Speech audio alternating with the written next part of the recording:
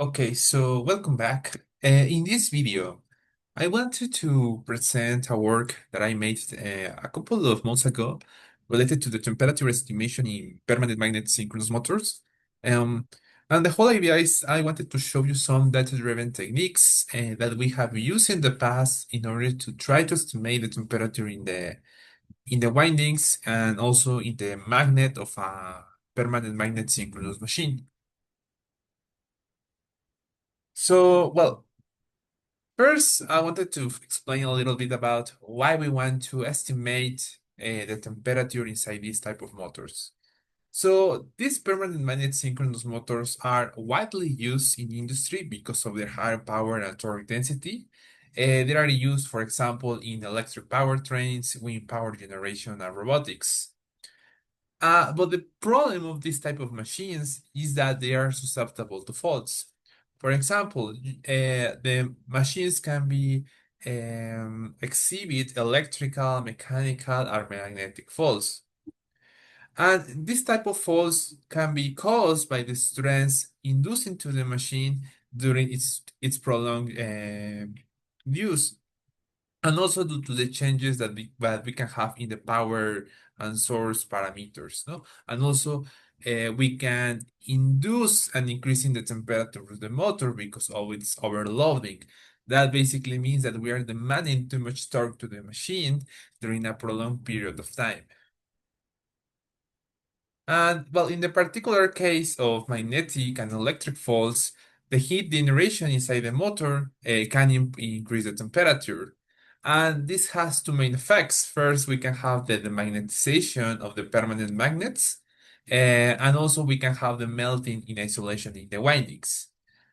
And well, for example, if we increase the temperature, we can increase the magnetization in the permanent magnets, and the magnetization reduces the machine's torque capability. And also, if we melt the isolations in the windings, we can produce short circuits. And well, in this sense, the temperature monitoring is essential in order to control these machines effectively and also to prevent the thermal overloading. So in this case, we are concerned about the temperature or the heat generation inside these motors because they can produce this type of faults, no? The magnetizations in the permanent magnet using the rotor or the melting in isolations of the windings.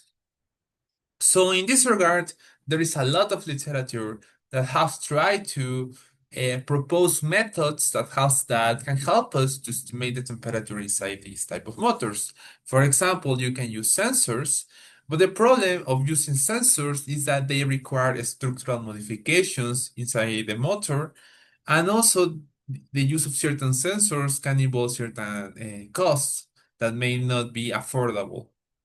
Also, we can use, for example, finite element analysis and computational fluid analysis. But the problem of using finite element methods is that they are time consuming and computational complex. And there is a concern because we cannot ensure the real-time implementation or make real-time estimations of the temperature inside the machine when it is working. In that regard, other approaches like thermal and electric models are more feasible to be implemented in real time.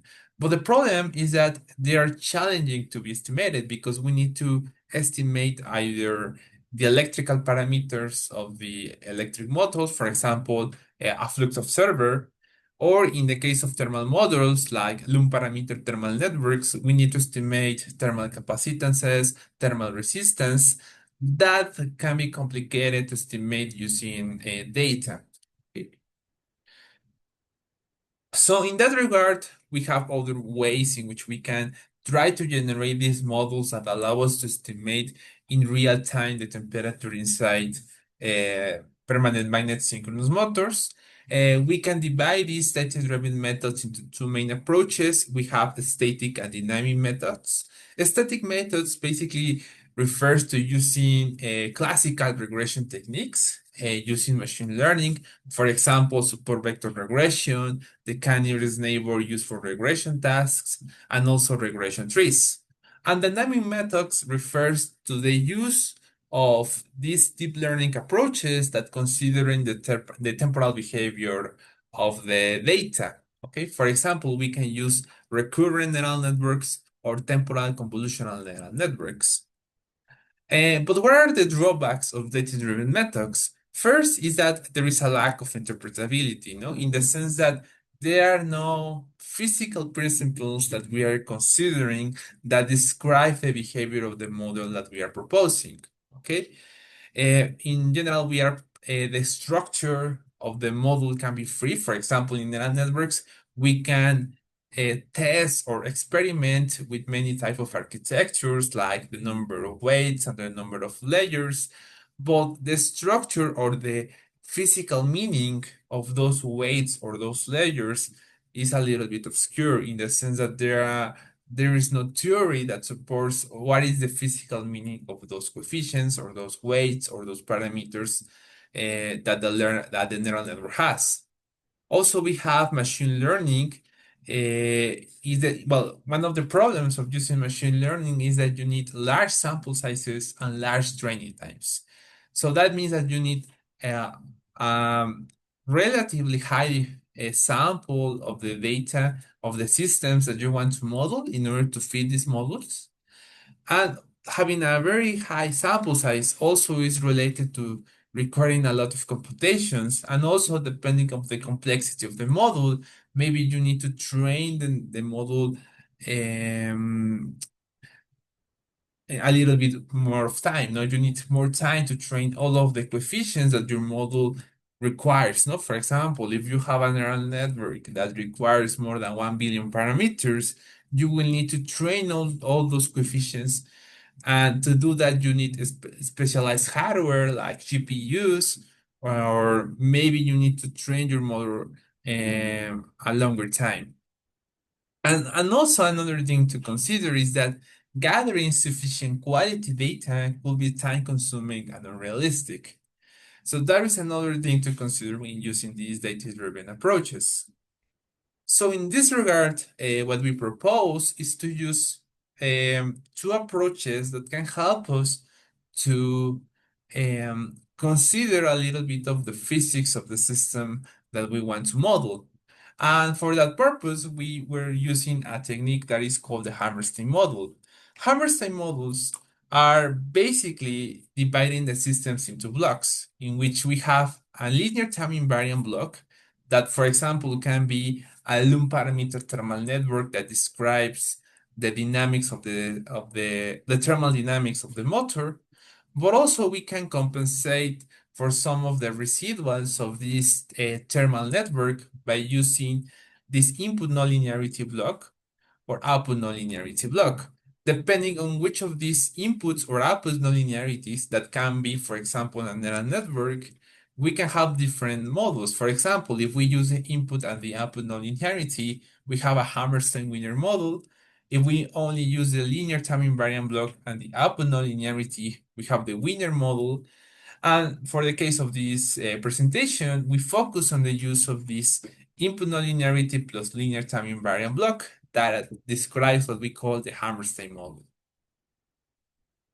And another type of structure that helps us to consider some of the dynamics of the linear dynamics of a system that can be based on the physics is the nonlinear autoregressive with exogenous inputs models. Basically, the idea is that we are adding a feedback. No, we are modeling the dynamics, the linear dynamics of the systems as an autoregressive model. No, we can transfer the linear model, for example, from a state space representation to a polynomial form, and that way we can compute an autoregressive model. But we adding in parallel a nonlinear function that has an autoregressive and exynos structure, and also we can add an offset, no, to this structure. And the whole idea is that this offset and this nonlinear function can be proposed by ourselves, but we are restricting the estimation of this offset a nonlinear function by a linear function that is basically the linear dynamics of the linear thermal dynamics of the motor. And we are adding the predictions of the linear function or the estimation of the of the linear function, the nonlinear function, and the offset in order to make the final estimation. Okay, so it's quite different to the Hammerstein model in the sense that we are adding together the offset value plus the estimation of the nonlinear function that can be a neural network, plus the estimation of the linear function. Okay, and well, we are expressing this model in a polynomial form, okay, or in an autoregressive form. Okay, so in order to model this linear function or this linear time invariant block of the Hammerstein model, what we did was to use a Lum parameter thermal network. This thermal network was inspired by the work of Walshit, that is the reference 6 of this presentation. And well, this LTN consists of varying resistance that depends on the motor speed and temperature. And also the varying thermal resistance were changed by fixed thermal resistance in series with a varying temperature source. And the purpose of that is that when we are trying to model or using LPTNs to model the thermal dynamics of a permanent magnet synchronous motors, we are dealing with a parameter varying system. But in order to fit this Hammerstein model and this nonlinear REX model or nonlinear autoregressive model, we need to work with a time invariant system. Okay, but the systems that we are working with is not time invariant. No, it's parameter varying. That means that depending on the operational conditions of the motor, the parameters like the thermal resistance can change. Okay. So to do that, this is the original thermal network proposed by Walshit, in which the resistance that I am showing you in these red squares are depend on either the speed of the motor, in particular the thermal resistance that surround the permanent magnet. No, this is the node that describes the permanent magnet in the motor, uh, depend on the speed of the motor. Okay, and the thermal resistance between the coolant of the motor and the stator yoke of the motor depends on the coolant temperature. So what the idea was to separate this varying resistance into a fixed part and a varying part, in which the varying part was modeled as a temperature source. And the reason for that is that we wanted to use this varying temperature source as an input into the system. In other words, we are feeding this varying temperature source that in some sense we can control because we can control the coolant temperature in the motor, but also we can control the speed of the motor. So those thermal resistance or those temperature sources can be controlled by by an exogenous input. Okay. So by making this arrangement, we change a little bit the thermal circuit that Walshit proposes in order to generate an state space representation that can help us to uh, use these Hammerstein and nonlinear REX models.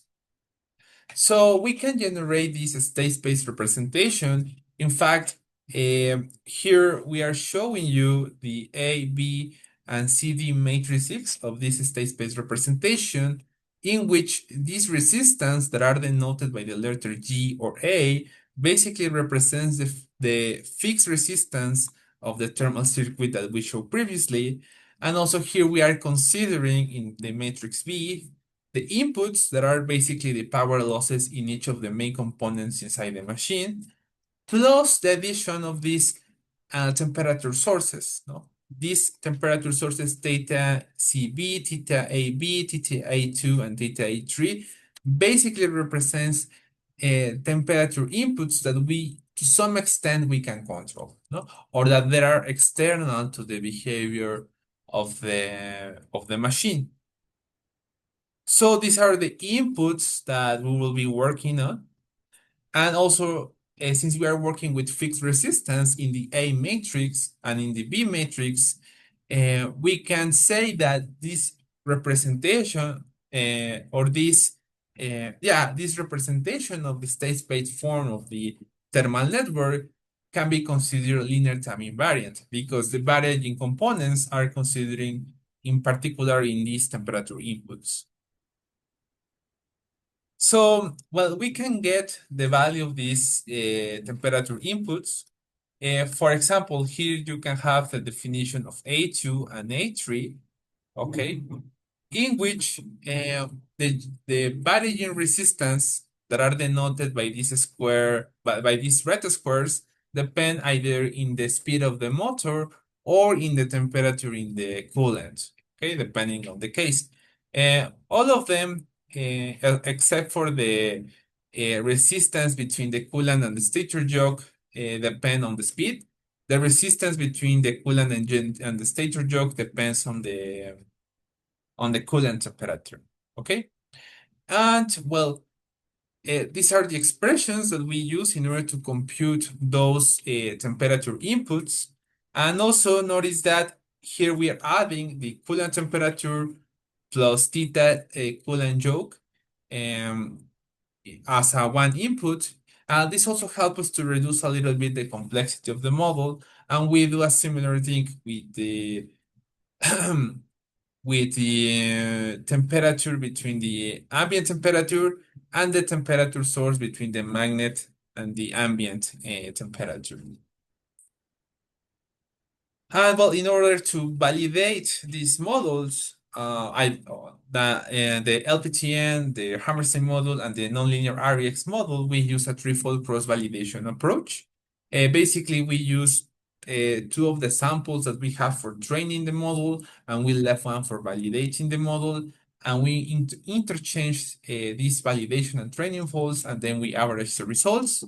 In order to compute these metrics or the performance of the model, we use the mean square error, the root mean square error, the mean absolute error, and the normalized root mean square error by using the expressions that you can see in the right side.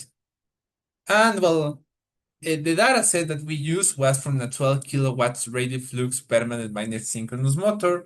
In particular, this synchronous motor is an outrotor motor. Sorry, an outer rotor. It has the rotor exposed to the wind edges, and also it has distributed windings. And the intention of this permanent magnet synchronous motor is for traction applications. And well, we have three different profiles. That's why we have this threefold class validation process in which we change the temperature in the coolant. We have a temperature input at the coolant of 24 and 60 degrees, and we measure the response of the motor at these three different coolant inlet temperatures.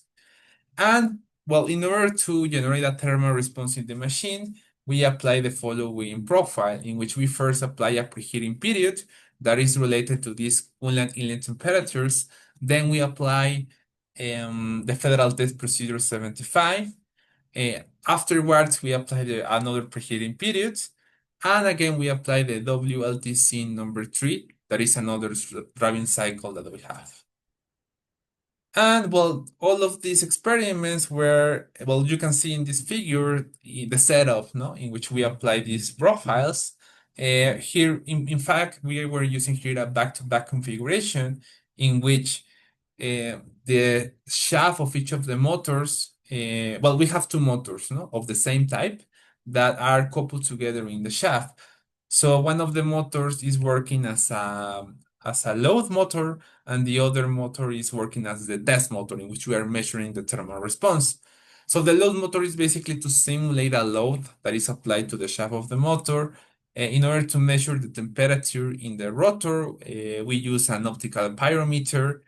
In order to measure the temperature in the windings, we use we use thermocouples, and also to measure the torque that the motor is, well, the load that is applied to the motor, we use a torque sensor, and also the current measurements, we're using this CAN data logger, and this is the coolant receiver. No? Also, you can notice here the current proofs that we're using in order to measure the current in each of the phases of the motor.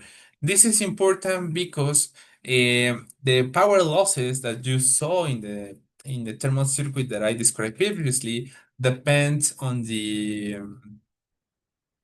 well, those power losses are electrical losses, no, that depend on the current consumption in each of the three phases of the motor.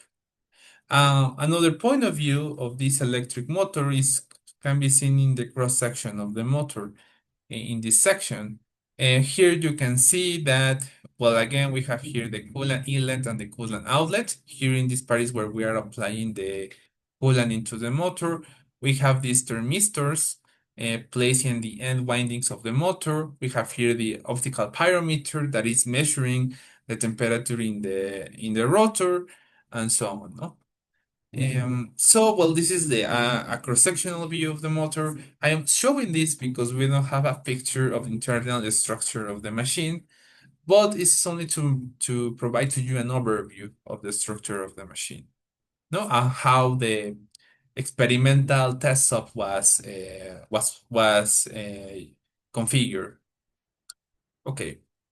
So the first step was to train the LPTN. Then we wanted to find the parameters of this thermal network. So to do that, we use particle reservoir optimization. We apply 100 iterations in order to estimate these parameters. And each iteration evaluates a population or a swarm size of 220 individuals. And that led us to the following cost function, in which we can see a reduction in the error of the estimation of the thermal circuit as we increase these iterations by applying particle swarm optimization. Also, we can see that for each of the faults or the training faults, all of the values converge to similar values, okay? But as you can see, after almost the 60 and 80 iterations, there is no further improvement, okay? So we decided to stop the estimation process of this LPTN after the 100 iteration. And well, we obtain the following coefficients, no? For the thermal capacitances, the thermal resistance, and so on. Okay, so these are all the parameters that you need to identify the thermal network. As you can see, it has a lot of parameters. Also, it is related to the order of the thermal circuit that we are using a fourth order thermal circuit that well also requires a greater number of parameters that you need to estimate. Also, we can see that well for some cases there is certain discrepancy, no, in the magnitude of these parameters, no. But well, in this case, to the small sample size that we have, we decided to work um, by applying these three-fold cross-validation, see if we can get similar results despite the changes in the values that we obtain for these parameters. Okay. So, well, as I mentioned before, in order to apply this Hammerstein model, we are basically need to place an input nonlinearity. So to do that, we are taking the inputs that are the power losses of the machine in each of the nodes of the thermal circuit. Then we are applying an input nonlinearity that for this case was a one neuron sigmoid network.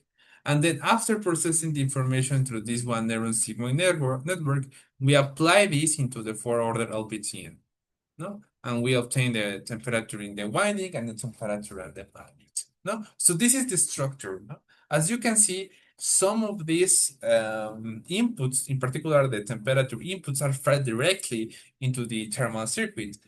But in order to try to reduce the residuals of the thermal network, we need to apply these input nonlinearities, okay? And well, in order to fit this Hammerstein model following this structure, we apply the 11-Bert-Marquardt algorithm with 100 iterations. Also, we fix the zeros of the, well, we're assumed to be free, and we fix the poles of the system. No? We fix the eigenvalues of the A matrix in order to conserve some of the dynamics that we have already learned. But since here we're changing the inputs that are fed into the system, we allow for the Hammerstein model to have free parameters. And also we normalize the data, no, in order to train this Hammerstein approach. And well, we obtain the following cost functions, okay, for fault number 1, 2, and 3. And as you can see, for each of the cases, we are converging closer to 0, and also they tend to converge to similar values after the 100 iterations. And well, afterwards, we apply the nonlinear REX model. Similarly, you can see that we're feeding the inputs into the system, but the difference compared to the Hammerstein model is that we don't have this pre-step in the inputs, no? In fact, we have as another model that in this case is a one neuron signal layer sigmoid network that uses as an input all of the inputs of the LPTN and is making a prediction in parallel to the predictions of the LPTN. So at the end, we're basically adding the results, okay? And then we're making a prediction. And well, here you can see that we have the cost functions. It is important to mention that the nonlinear RX model, at least by using the MATLAB 23 B implementation of this type of architecture, estimates the coefficients into steps. First, makes the estimation by using a prediction focus, and you can see a reduction here in the estimation of the error. And then it's fine-tuned, or we are fine-tuning the model by using a simulation focus. Okay, so these cost functions are obtained basically by performing these two iterations by the estimation of this architecture. And well, at the end, we obtain the following errors for each of the faults and for each of the models. In this section, you can see the performance of the LPTN. In this case, you can see the performance of the Hammerstein model. And here you can see the estimation of the nonlinear REX model. And well, in each of the cases, we are denoted by an asterisk for each of these metrics and for which component, either the winding and the magnet, is performing better. In this case, we can see that for fault number one, for the winding, the nonlinear RX model is better, but for the permanent magnet, the LPTN performs better. For fault number two, we can see that the Hammerstein model is performing better for the winding, and for the case of the nonlinear RX model, it is performing better for the permanent magnet. For fault number three, we can see that the nonlinear RX model is performing better for all metrics for the winding and the permanent magnets. And well, here we are comparing the performance of the model across time. No? We're computing the response. And here you can see that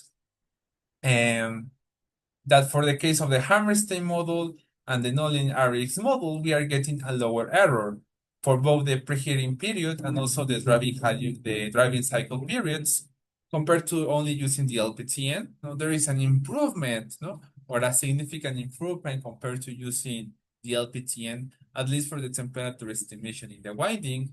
And for the permanent magnet, we can see that the behaviors are quite similar. No, there is too much change between them.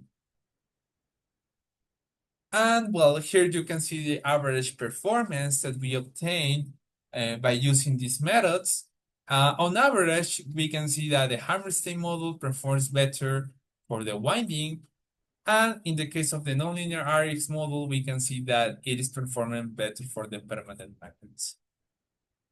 And finally, we decided to also compare these models in terms of their complexity by training them, but also by making an execution, by measuring their execution time. So here you can see that we have reported the average training times by performing this 3-4 cross validation. We can see that the LPTN takes longer to compute. Okay, estimating those parameters of the thermal circuit using particle swarm optimization takes a lot of time. But using the Hammerstein and the nonlinear RX models requires a lower computational time. Also, in terms of execution time, well, despite that the LPTN requires higher to compute, its execution time is lower compared to the Hammerstein model and nonlinear RX models, okay? Well, this is expected because by adding this Hammerstein model and nonlinear RX models, we are increasing the complexity of the model and also the number of operations that needs to be computed. And also, I wanted to notice that for the training time, we use an AMD Ryzen 9 3950X 16 core processor. Um, and for the execution time, we use a processor in the loop simulation um, that will use a microcontroller from Texas Instrument, in particular the TMS 320F28H69M microcontroller that will operate at 90 megahertz. And well, you can see that, well, at least we can see that they do not take too much to compute, no, these models. And that there is a trade-off, no, between the performance that these models can achieve, but also the execution time, no, that they need to perform. No, there is a significant trade-off. No, for example, yeah, the LPTN takes lower to compute or longer to compute. Sorry, but its execution time is lower. No, but the Hammerstein model takes lower to train by considering that the LPTN is already is used as a basis, for example, but the execution time is a little bit higher, more than the double that the LPTN requires. So, well, as conclusions, well, in this work, we propose to use Hammerstein model and nonlinear RX models to estimate the temperature in the winding and magnet of a permanent magnet synchronous motor. The model were initialized with using a four-order thermal network, and well, the speed and temperature dependent thermal resistance were included as inputs to capture their effects. In this case, we noted that the thermal network estimation error was of 10.57 squared Celsius degrees for the winding and 0.69 squared Celsius degrees for the magnet. For the case of the Hammerstein model, the estimation error was of 1.99 squared Celsius degrees for the winding and 0.69 squared Celsius degrees for the magnet. For the case of the nonlinear autoregressive model, the estimation error was of 2.29 squared Celsius degrees for the winding and 0.62 squared Celsius degrees for the magnet. Between the Hammerstein and the nonlinear RX models, we see that the nonlinear autoregressive models provides a slight improvement in magnet temperature estimation, whereas the Hammerstein model performs significantly better for winding temperature estimation. Future work includes testing the different order thermal networks with both models, applying them to other motors and conditions, and evaluating the feasibility of the real-time implementations. No, in this case, we limit the real-time implementations by performing a processor in the loop simulation, but we can extend this analysis by using other approaches like hardware in the loop. So these are the reference of this presentation. Also, I wanted to mention that in the description of this video, I will place a link to the publication that we developed that is associated with this work. So that's all from me. I hope you like this topic and see you later.